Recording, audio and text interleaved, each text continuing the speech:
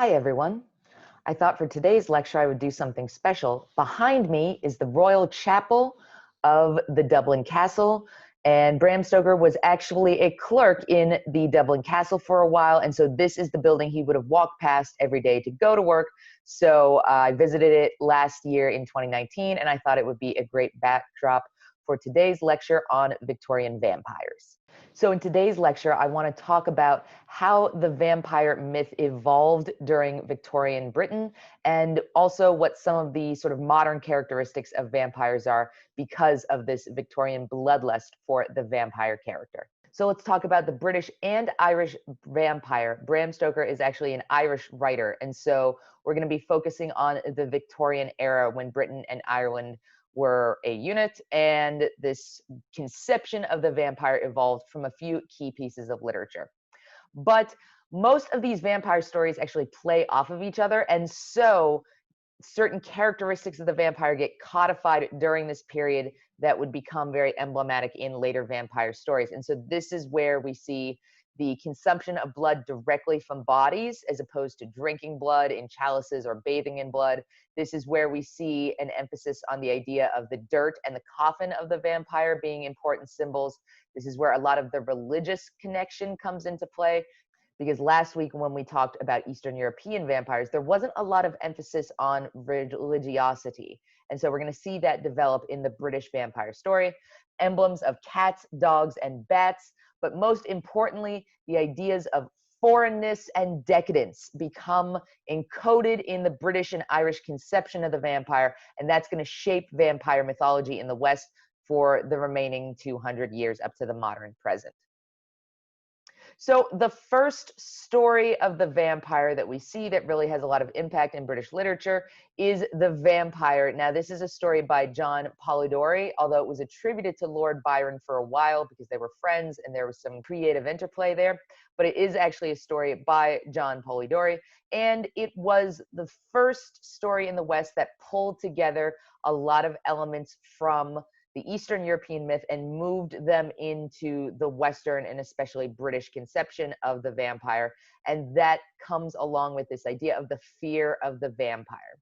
So you guys read some of the vampire for section this week. You'll recognize the character, Lord Ruthven, who is this attractive foreigner, highly intelligent, seductive, sexy, like every one of those stereotypes of the exotic and erotic vampire come to the fore with this character, Lord Ruthven. And so he is able to return from the dead.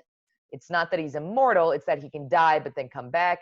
He's able to seduce others, and he's able to use magic and hypnotize others or put them under a spell. So in many ways, he's kind of like a cross between your magic uses almost witch character and that dangerous immigrant fear, and you put them together and you get the vampire. And he becomes such a popular character, this character that was created by John Polidori, that he actually appears in a lot of other short stories or other works where a vampire character was necessary. So for a while, he is kind of the archetype or the poster boy for the vampire mythos. During this time period, we also see the penny dreadful. And the penny dreadful was the British Victorian equivalent of what we would call pulp fiction. So penny dreadfuls were cheap little comic books and short stories that were published on really cheap pulp paper. So in Britain, you could buy them for a penny, and they were the comic books of their era, right? So they often told salacious stories, and so horror was a very popular genre for penny dreadfuls. And there's actually, we'll talk about it next week, but the penny dreadful short series, television series, got its name from these little pulp fiction novels. And they were aimed at working class guys, right? These were not high literature. These were, you would go to the corner store, buy a couple penny dreadfuls, put them in your work pail as you went to your construction job. And so they were tall tales, detective stories, and of course, horror stories of the supernatural. Probably the one you're most familiar with is Sweeney Todd, the Demon Barber of Fleet Street. This was made into a movie recently, but it was this horrific character in this pulp fiction context. And one of these penny dreadfuls that was incredibly popular for 2 years was Varney the Vampire, which was set in 18th and 19th century London. Now, Varney the vampire is a sympathetic character. He didn't mean to be a vampire. He doesn't want to do evil. It's just unfortunately something that happens. So it's sometimes metaphoric and then it's sometimes literal. He has to feed on the blood of others. And this is where we get the idea of a man with actual fangs. This was first depicted, the idea of having fangs and sucking the blood out of people. This was first depicted in Varney the vampire. This is not something that was associated with like Vlad the Impaler or anything like that. So the idea that he's actually feeding on other people through these teeth, and his character dies but keeps coming back. And what actually kills Varney the vampire? Well, ultimately, he kills himself. He cannot stand the evil that he does, and he commits suicide. And that's actually how the story ends. So he is the model for the sympathetic vampire, the one that feeds, that consumes, but he doesn't want to. He didn't mean to become a vampire. He is simply a victim of his circumstance. Very different than Lord Ruthven, who is this, malicious, devious character who's entrancing and enspelling people and feeding off of them. Here, Varney, he does it because he has to. He doesn't want to. And ultimately, it drives him to kill himself for the betterment of all society. On the other side, those that are male vampires, we also have the female vampire, and that is Carmilla. And you guys read a little Carmilla for today. And this is a serial publication by an Irish writer, so not quite a pulp fiction, not quite a Penny Dreadful, but something similar. And it is set in the mysterious Austro-Hungarian hinterland. Dun, dun, dun. So again, that foreigner, that outsider mystique. But of course, this is like a play off of Elizabeth Bathory, so there's obviously some connection there. But it is a female vampire feeding on other women. So there's a lot of like homoerotic lesbianism going on.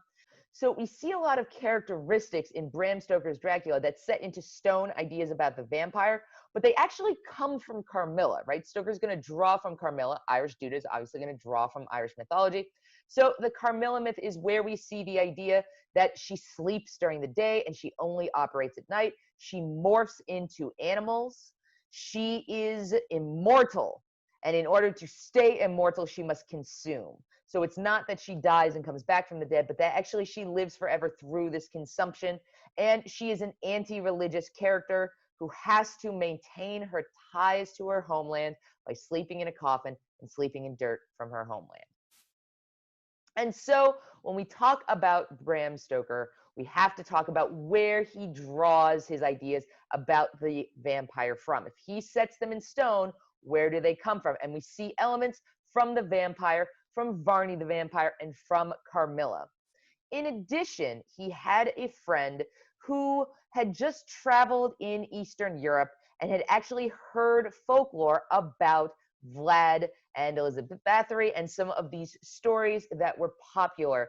And, he suggested to Bram Stoker, hey, why don't you research? Why don't you read some of these folklore? Why don't you read some of these myths? I heard about this guy, this Vlad Dracul guy. And, I think that would be interesting for a story. And so Stoker becomes fascinated with folk practices from Slavic lands. So he's already drawing from these pre-existing British and Irish myths, and now he starts drawing on these Eastern European myths. And one of the books that he reads is The Land Beyond the Forest. Now, Transylvania literally means the land beyond the forest. So that's what the book is named after. And what it is that actually a diplomat was living in Eastern Europe. He was a British guy, and his wife became fascinated with the folklore of the area. And so she does kind of little early ethnography. She goes around, she talks to people, her own servants, friends. When she travels to other areas with her husband, who's a diplomat, she talks to locals there and says, hey, tell me your folk tales. I'd love to hear them. They sound really cool. She wrote them all down. She was kind of a comparative folklorist. And she brought these all back to Britain, had them published in this book. And so it's an early book, 1888, that has all of these mythologies and folk stories from Eastern Europe. And it was super popular in the British social scene and the Irish social scene. And that's where Bram Stoker runs into it, reads it, and is like, I love these stories. I want to incorporate them into Dracula.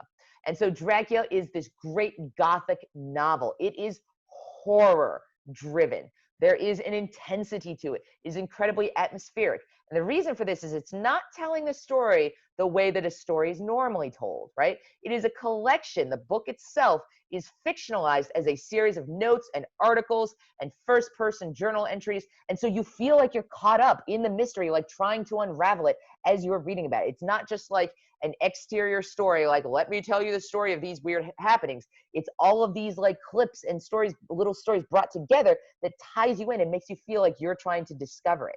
And so you are sucked into the tension and you are sucked into the mystery all around this emblematic, dark, foreboding, sexy, exotic, foreign character.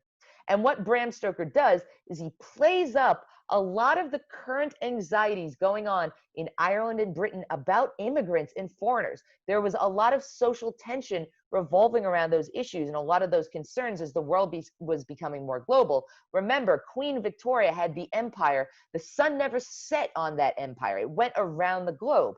And so you see foreigners and diplomats and people coming from India and people coming from the Americas and people coming from Australia, and all of these foreigners coming to London and coming to this place, this melting pot, which created all of these tensions and fears. And Dracula plays on that. Bram Stoker plays on those tensions. And he creates a character who is a businessman, exotic, rich, powerful, experienced, sexy, well-dressed, the whole 9 yards, right? The Bram Stoker Dracula film that is made Gary Oldman with his long hair and his sharp accent just exudes this exoticness and this danger. And so it is sexualized. It is charismatic, right? You're drawn into this Dracula character. And this imagining of the vampire would set the tone for everything we see in the 20th century, right? The foreignness, the religious imagery, the fact that he's got to sleep in a dirt, the problem with mirrors. Now, this Dracula, right, the original Dracula, morphs into a dog. It wouldn't be until the 20th century that that bat imagery would become more important. But a lot of the idea of, connecting back to Transylvania and the homeland, all of this comes into play in Dracula and fuses into this epic and uber character that would become like the ultimate, the pinnacle of our ideas in the West about what a vampire should be. In addition, for every great villain, you have to have the arch nemesis, and that is Van Helsing.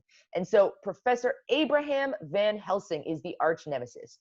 If Dracula is magic, Van Helsing is science plus religion, because he uses both religious ideas, religious iconography, religious symbolism to fight vampires, but he does it in a very, very scientific, rationalized, humanistic, enlightenment mentality way.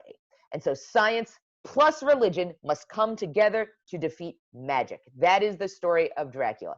And so not only does Bram Stoker create this awesome vampire character, but he also creates the vampire hunter, a character that in and of itself, right? Blade, Buffy the Vampire Slayer. We're going to see this repeated, but the idea that the vampire also has the vampire hunter. And Dracula becomes the iconic image of a vampire. The sex, the blood, the morphing into an animal, the foreignness, the religious characteristics, all of this pulls together and would become what we think of when we think of vampires. We think of Dracula. And so we see certain themes in all of these stories, all of the ones that are the predecessors to Dracula, whether we're talking about the Victorian obsession with Lord Ruthven, Vampy the Vampire, Carmilla, or Dracula itself. There is that repeated theme of foreignness, danger, exoticism, sexuality, disease, ultimately the danger of the foreign, and these ideas of decadence and wealth and even class warfare, again, come into play in all four of those stories and would shape 20th and 21st century narratives about the vampire.